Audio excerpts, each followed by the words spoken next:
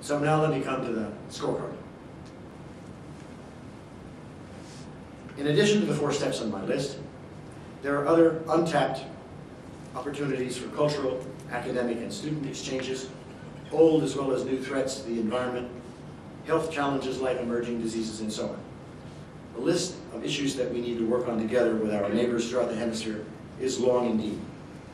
That's why it's so important to get started soon, at a time when the United States has more far-sighted leadership than it has had for some time. So now to the story. Let's look at the 4 areas that I mentioned: institution building or rebuilding, aid and economic relations, immigration, and the war on drugs. First, institutions. President Obama got off to a good start and got good grades from our Latin American partners on his speech to the Summit of the Americas in Trinidad and Tobago last year.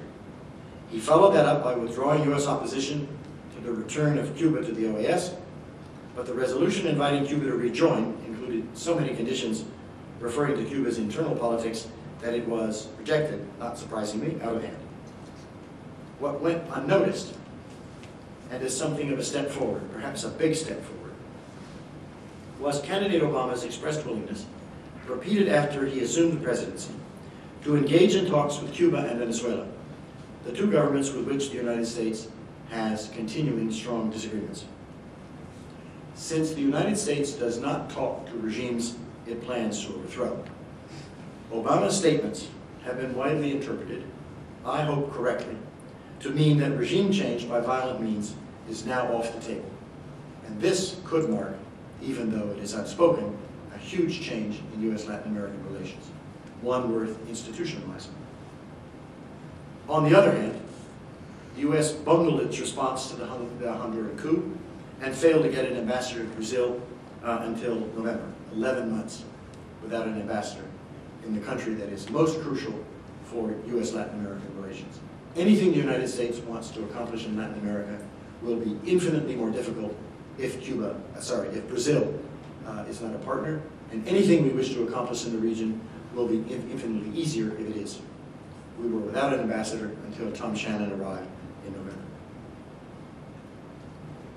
Relations with Cuba that started off with some promise of step-by-step progress have been allowed to deteriorate again with little short-term prospect of improvement. Given the current economic and political conditions in Cuba and the changing politics of the Cuban-American community in the United States, the failure to engage the Cuban regime, this failure, represents a huge missed opportunity. Second, on economic integration, it is not surprising that the Obama administration has not moved forward to making any large-scale commitments of aid to Latin America during a period of deep recession in the United States, when all of the stimulus we have available is going to repair the domestic economy.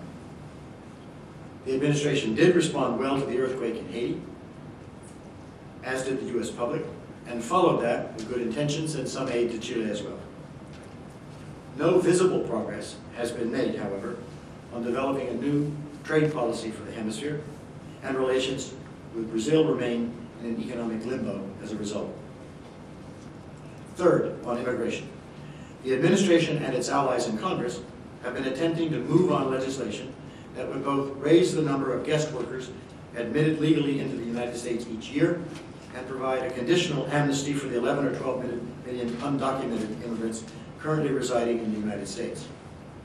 The bipartisan effort in the Senate, which involved Republican Senator Lindsey Graham of North Carolina and Democratic Senator Chuck Schumer of New York, collapsed just today when Senator Graham announced his withdrawal from the effort, citing the bad feelings generated by the success of the health care reform. It now seems doubtful that the votes exist in the Senate to pass comprehensive immigration reform anytime soon.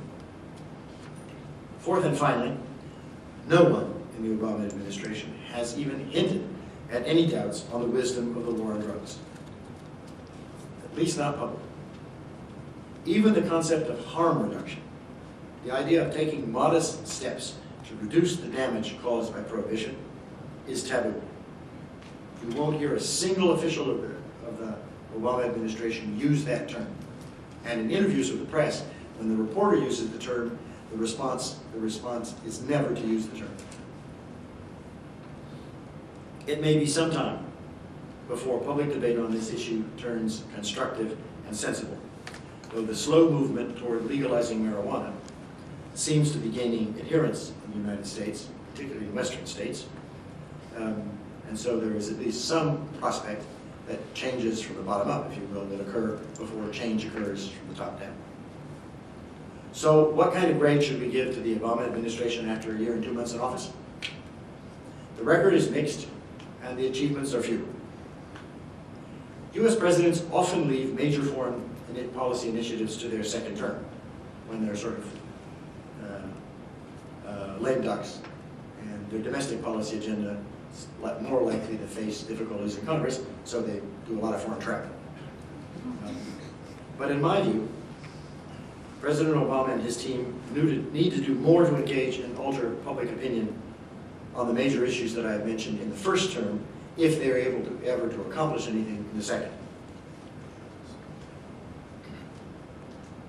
Assuming there is a second.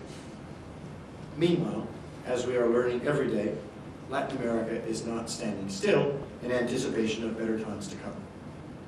So let me stop there and ask you for your comments and questions. Thank you very much.